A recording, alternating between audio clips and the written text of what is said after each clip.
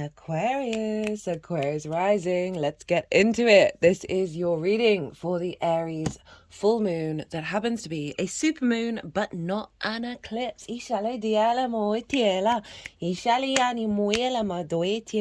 Hello and welcome. My name's Chloe. I work with card divination, astrology, and as you just heard, and as you can see, I channel multiple. See that. I'm trying to keep these all super surprised.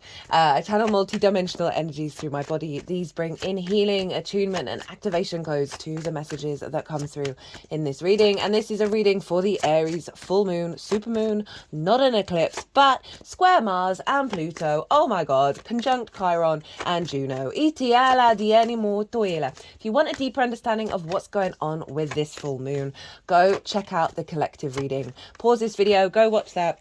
It's where I break down the most integrated. I try and tap into the most integrated and expansive intention of any transit, because then you can apply that to the good, the bad, the beautiful, and the ugly of like, what on earth is going on? Because everybody's life's different. Everyone's natal chart. This is the wonder of the universe, of how uniquely different, and yet the themes of we're all within the one within the all is all. It just blows my mind. Anyway, so if you want a deeper understanding of what this moon, this big Aries moon conjunct Chiron, guys, whoa, big healing wounds being released that have blocked our capacity to build and transform in this incarnation.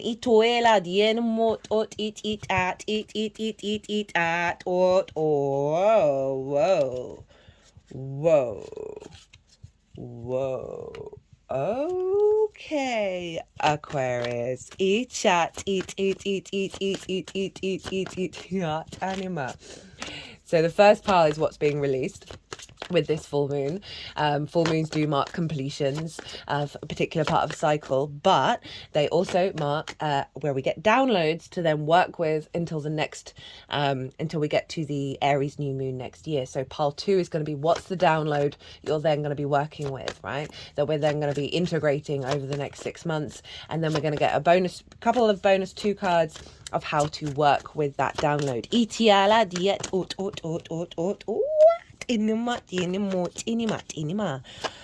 The moon is currently coming into a conjunction with Pluto, so I am not surprised that the cards are being quite wild with me today. As I said, in that collective reading, I break down the astrology in way more detail, did collective tarot, and big messages came through. So as I said, if you want a deeper understanding of this general reading for the Aquarius risings, hello. For those of you who do not have Aquarius in the first house, look to the house that it does fall in. Look to the themes of that house, and you want to apply those themes along with all the other meaning you've got going on in the sign of Aquarius. For example, myself, I have Aquarius in the 7th, so I'd apply the 7th house themes. I've also got my moon there and my Jupiter and all of that to the messages that come through, because it will be as if that Aquarius energy, wherever it falls in your natal chart, has now energetically moved to the first house.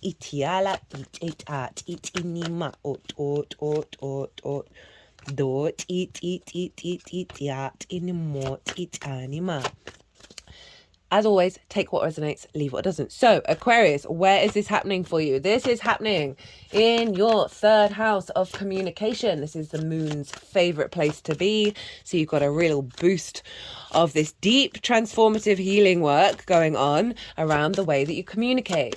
It is not just about communication in the 3rd house. The 3rd house is the house of the goddess.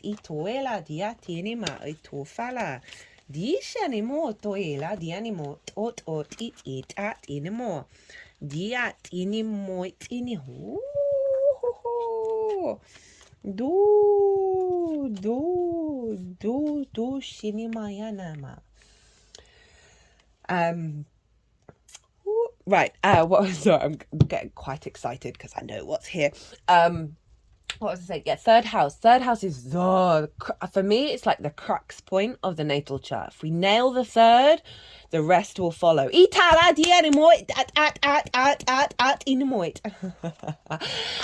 Because it's about the day-to-day.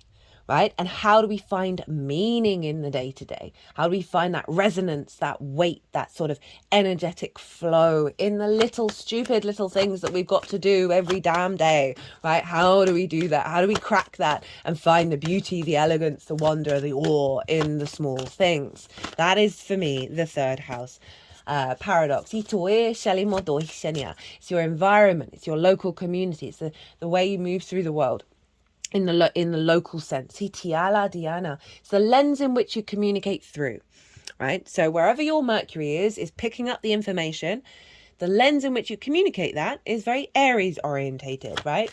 The desire to express yourself very independently. Very instinctive. Ooh, speaking of instinctive, those oracle cards came out very quickly. They wanted a third for you. This full moon conjunct Chiron. Okay, master teacher, wounded healer, right? Big karmic wounds, big karmic wounds. And this is a knock-on effect from the honoring the I am of the journey of everybody around us and ourselves. And finding a new way of interacting with conflict, right? Elevating that. Juno is conjunct the sun. Juno represents commitment, of balance, of clarity, of truth, of equilibrium. This combination is wild because Mars is over in Cancer and Pluto is over in Capricorn. This is activating a grand cardinal cross. All the cardinal signs are being activated. They instigate things. They represent the solstices and the equinoxes. They are the pivot points of the year, right? So these are activate big shifting changes. You have Cancer over in your 6th house of work, how you work, physical health, routines, co-workers, pets. It's about honoring co-creation, collaboration, and that there's a sense of support in the 6th.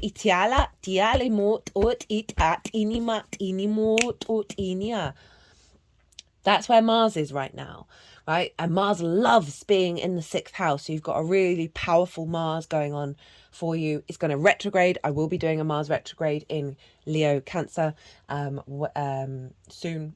That's going to be big, and it's tied in with this. Pluto over in Capricorn, your 12th house, your hidden house of mysteries, right? Right, this is where your unconscious spaces are. And in those unconscious spaces are anxiety, depression, loss, grief, isolation, right? All that good stuff. But underneath all of that is the magic of your soul. That's the cosmic joke of the natal chart, right? That the magic, your magic of your soul is rooted underneath those unconscious, which is why the spiritual path is peeling back those layers. So we can get more clarity from that 12th. This is the last time we're going to have Pluto in Capricorn in our lifetime. I really recommend, if you haven't checked it out, the Pluto in Capricorn oracle reading and that whole transit, that the message that's coming through with Pluto, Neptune, Uranus, wild, big energy. Anyway, Libra, over in your 9th house of your perspectives, right? How you map yourself out in the world, where the sun is, and Juno, in alignment with your 3rd house of communication, the meaning that you're finding on the day-to-day.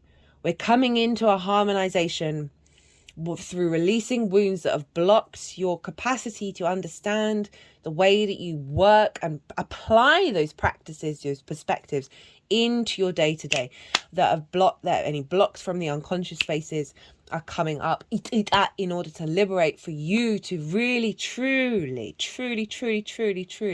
draw down those higher perspectives into the way that you communicate, into the way that you find meaning, into the way that you understand the world and the mechanics and your place within it.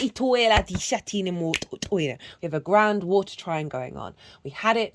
We've been having it for ages. It's a great time to do water work. With a Libra eclipse, it was with Saturn.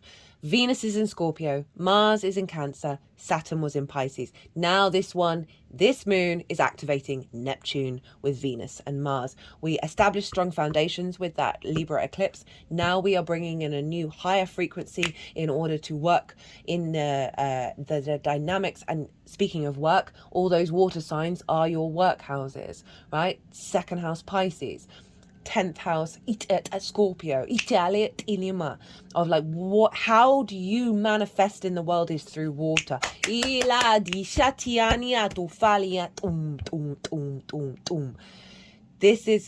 This moon is being pulled, the water energy. Go check out the collective reading. I'll talk about this more, into the air, into the fire, into the air. Itu for the action. Itu fela madina. So, what is being released with this full moon? What's closing out?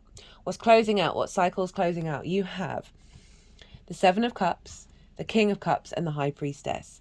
Speaking of big water energy, so Aquarius, you've been figuring some stuff out, huh?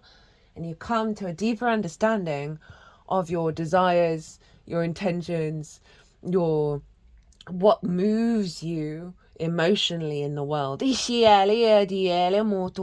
learning to trust in your own higher self that's coming through. That's what I'm really getting. This is an awakening of possibilities, of different ways of moving through water, ways of moving through your emotional body, right? These are your skills, your tools, how you work in your life purpose, right? And how you're implementing this in the 3D. So it's really interesting, even though it's Aries moon, fire, Libra sun, air. We've got all this water, which is pulling you back into how do you manifest in the world, in the 3D, third house, the day-to-day, right? How are you recalibrating your day-to-day in the way that you communicate? And it feels like you've gone through a journey of figuring out the emotional resonance behind the actions that you take. And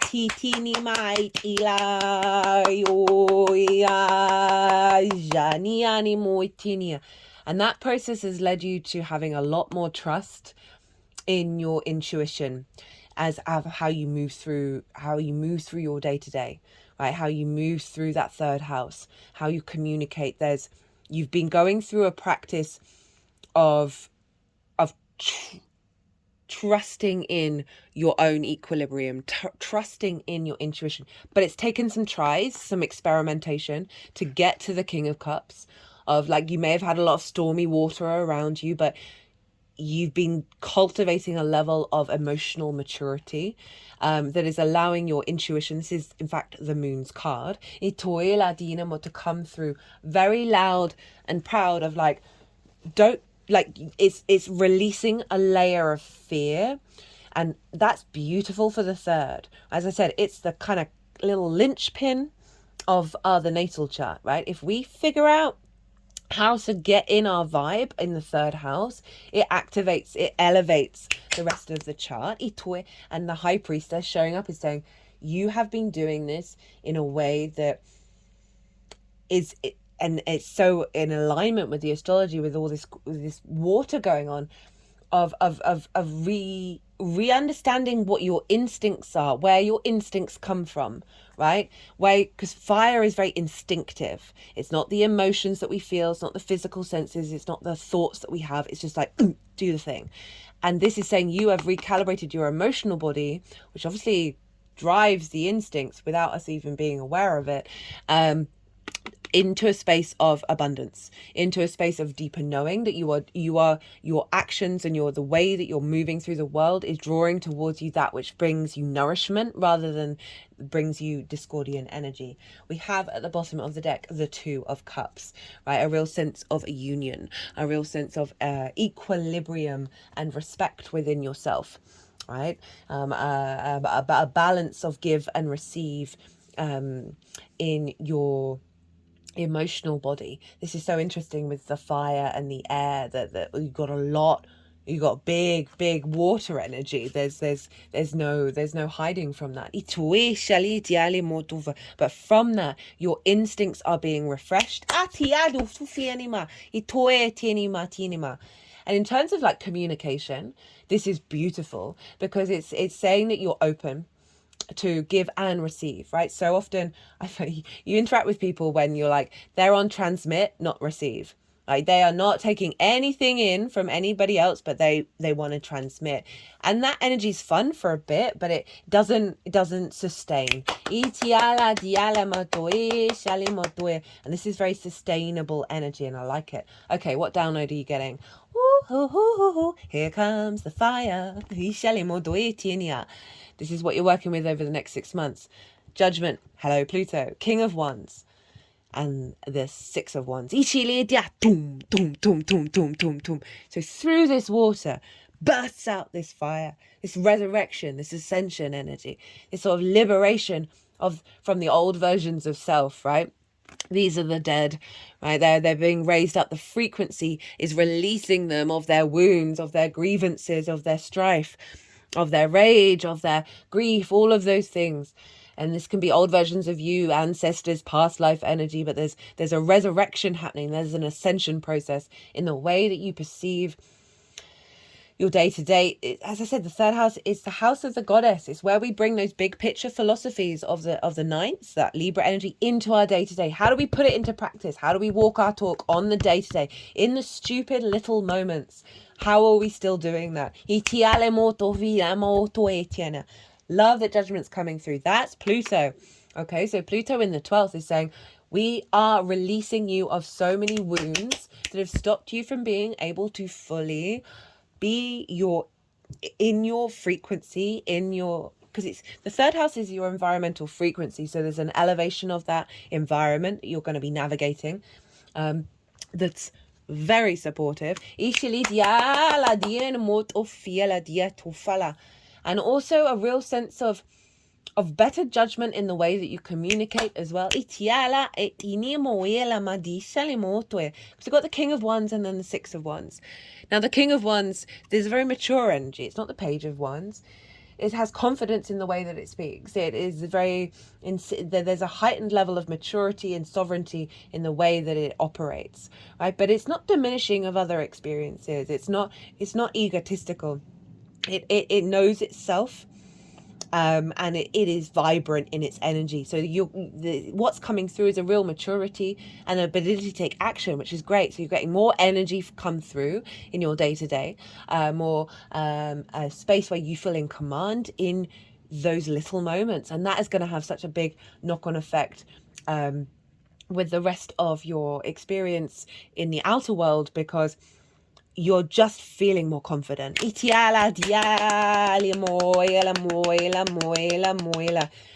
your instincts have been aligned with the High Priestess through that emotional body that's coming from a very abundant and reciprocal. No, that's not a word. Coming from a place of reciprocity. No, that's still not a word. You know what I'm trying to say? This Two of Cups is behind this King of Wands. So it's still the I am of the Aries, but it's in harmony with its existence, with the give and flow. We've got the Six of Wands, and this is about victory. This is about recognition. This is validation. This is you doing the damn thing every day and feeling good about it. And like there's a resonance there rather than a heaviness. Right, so rather than doing, I've got to do this and I've got to do that, there's this real sense of, oh no, I actually I'm into it. Like I'm just doing it. It's just a thing, and I'm feeling it, and I'm getting. It's just, I just said with all this fire, there's a lightness to the energy. There's a freneticism that isn't haywire. It's just that with this deep resolution of your emotional body, your instincts are so more in alignment that this is also going to see a knock-on effect perhaps on your visibility, because this is often about the outside world celebrating you as well. So for some of you, there may be some themes around that in the way that you communicate, the things that you do, that you're just feeling it's very victorious energy. You're feeling very, there's an element of confidence coming in what it is that you have to express. How to work with it. We've got the Seven of Wands and the Queen of Pentacles. Now, the Seven of Wands is letting you know you do not need to be in competition, right? It's sort of It's highlighting the sort of Aries energy in the third of I'm speaking, I'm doing, I. And that you have to always be first in order to have this, create the space to exist.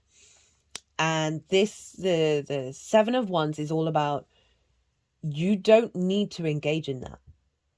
You don't, you are of value. This figure is on top of a cliff. They are standing firm, but they're very unsteady. They're very uncertain of their own value.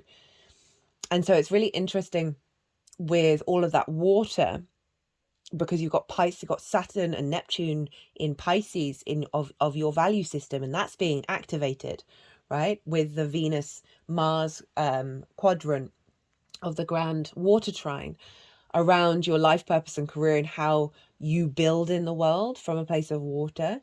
And this is how you apply it in the day-to-day. With the Queen of Pentacles is saying you need to tend and nurture and ground yourself, and realize it's not about projecting outward. It is about acknowledging that you do not need to be in competition. You do not need to be in fight. You can still be this very passionate, courageous, independent figure without needing to do battle.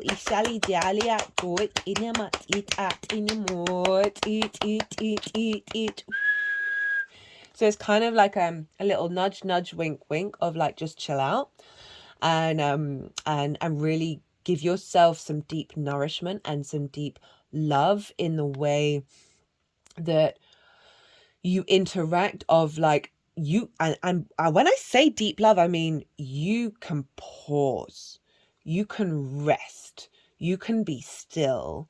You do not have to be the first one to start.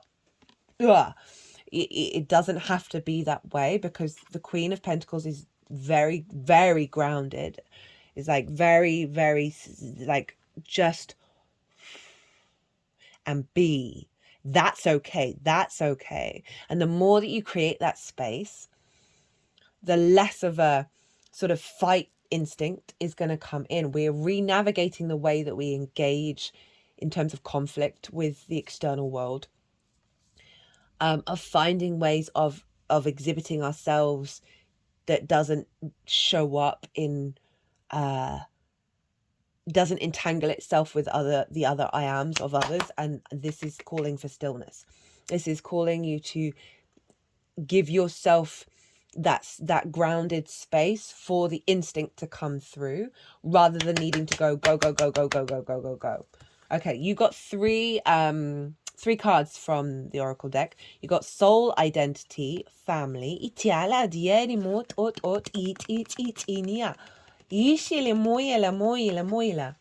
So you're calling back in a part of yourself that may have felt quite untethered to you, and that's being retethered back to you. And I feel like this is linked in with this, and the process of these cups with this fire and the earth, like really wanting that fire to come from this space and not just from fire itself. We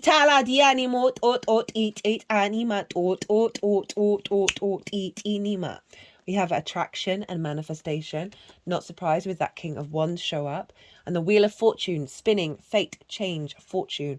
So there's genuinely a real shift in your instinctive nature, in your data, in the third house, of like how you express yourself, the lens in which you communicate, how you move through your day-to-day, that is coming from this beautiful yin energy and is being burst out into the world.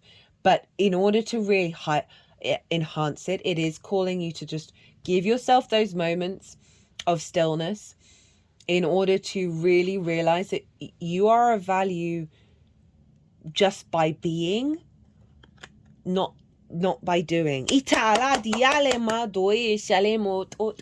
Right, Aquarius, I'm going to leave it at that. I hope you enjoyed this reading. I hope it resonated. If it did, don't forget to hit that like button. There is an offer on at the moment. If you book a reading through my website until the 22nd of October, You will get double the amount of time for the reading that you book. It doesn't have to be in the time frame of the 22nd of October, because there's a calendar you can book way in advance. So if you feel like you want to tap more into this, or if there's any other questions you want to ask, go check that out. Other than that, be good to yourselves, be good to those around you, safe travels, and be well until we meet again.